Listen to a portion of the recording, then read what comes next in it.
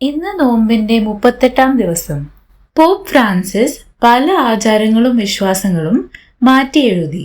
പരിശുദ്ധ പിതാവ് കാലുകഴുകൽ ശുശ്രൂഷ നടത്തിയിരുന്നത് ജയിലുകളിലും റെഫ്യൂജി ക്യാമ്പുകളിലും ആശുപത്രികളിലും മറ്റുമാണ്.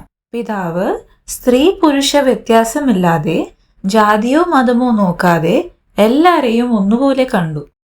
അവരുടെ പാദങ്ങൾ കഴുകി ചുംബിച്ചപ്പോൾ അദ്ദേഹം ദൈവകരുണയുടെ ഉദാത്തമായ മാതൃക നമുക്ക് തരുകയാണ് ചെയ്തത്.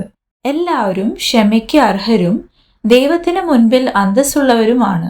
Who am I to judge എന്ന് പറഞ്ഞാണ് പരിശുദ്ധ പിതാവ് എല്ലാവരാലും തിരസ്കരിക്കപ്പെട്ട ഹോമോസെക്ഷൽസിന് നേരെ സ്നേഹത്തിന്റെ കരങ്ങൾ നീട്ടിയത്. യേശുവിന്റെ മാതൃക മുറുകെ പിടിച്ച പരിശുദ്ധ പിതാവ് ദേവാലയങ്ങൾ എല്ലാ അതിർവരമ്പുകളും ആചാരങ്ങളും ഭേദിച്ച് അനുകമ്പയുടെയും സ്നേഹത്തിന്റെയും ഇടമായി മാറണം എന്ന് തന്നെയാണ് ചെയ്തു കാണിച്ചത്. അറിവില്ലാത്തവർക്കും എളിയവർക്കും മാതൃക ആവണം ദേവാലയങ്ങൾ.